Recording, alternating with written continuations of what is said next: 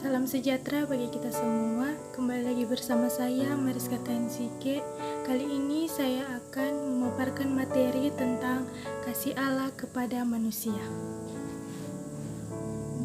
Dalam Roma 5 ayat 8 berkata, "Akan tetapi Allah menunjukkan kasih-Nya kepada kita ketika kita masih berdosa."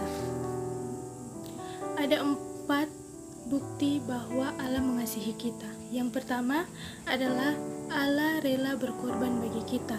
Lewat peristiwa Allah yang dari surga turun ke dunia. Siapa yang mau sudah tidur enak-enak di kamar yang empuk, di tempat tidur yang empuk, ber-AC, dan tiba-tiba disuruh untuk tinggal di gubuk tua yang tidur hanya dengan beralaskan tikar di atas tanah, jangankan AC, kipas angin pun tidak ada. Siapa yang rela berkorban?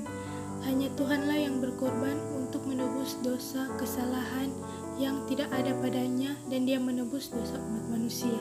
Yang kedua, mengutus anaknya. Allah mengutus anaknya, yaitu Kristus, yang datang untuk menebus dosa kita semua. Yang ketiga, manusia sebagai partner perjanjian Allah. Manusia sebagai makhluk yang mulia, yang memiliki akal budi, yang mengetahui mana yang baik dan mana yang buruk, menjadi orang yang dipilih Allah untuk menjadi partner perjanjian Allah. Yang keempat, penyertaan Allah kepada manusia. Allah menyertai manusia kemanapun manusia pergi dan berada. Begitupun Allah yang sama yang menyertai bangsa Israel dari tanah Mesir keluar pergi ke tanah Kanaan. Mengapa Allah mengasihi kita? Dalam 1 Yohanes 4 ayat 8 dan 16 berkata Allah adalah kasih. Karena esensi dari kodrat Allah bersifat mengasihi. Ia menunjukkan kasih-Nya dengan mencurahkan kasih itu kepada pemberontak yang tidak layak untuk menerimanya.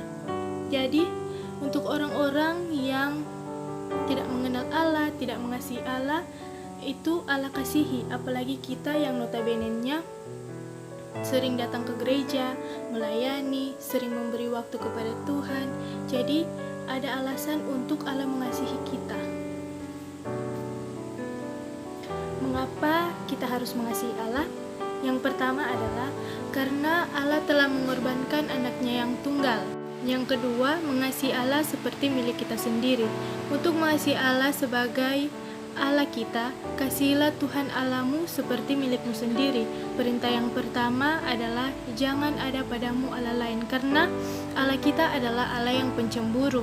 Karena mengapa Dia cemburu? Karena Tuhan Allah yang menciptakan kita sebagai manusia dengan kodrat yang ini, yang secara tidak langsung menyatakan kita harus memiliki Dia sebagai Allah kita, dan hal itu akan menarik kasih kita kepadanya.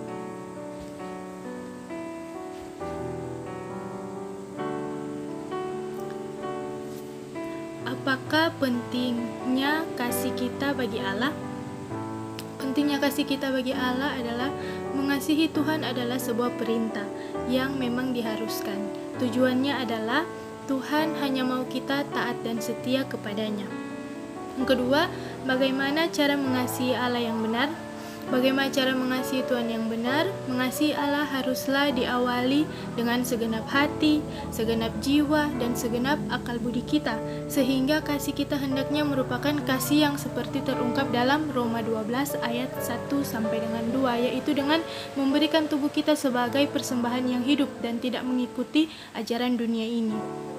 Yang ketiga, apa dasar utama untuk kita mengasihi Allah? Dasar utama kita adalah dalam 1 Yohanes 4 ayat 10. Inilah kasih itu, bukan kita yang telah mengasihi Allah, tetapi Allah yang telah mengasihi kita, dan yang telah mengutus anaknya sebagai pendamaian bagi dosa-dosa kita. Kita mengasihi karena Allah lebih dulu mengasihi kita. Sekian dari presentasi saya mengenai Allah mengasihi manusia. Terima kasih, Tuhan Yesus memberkati.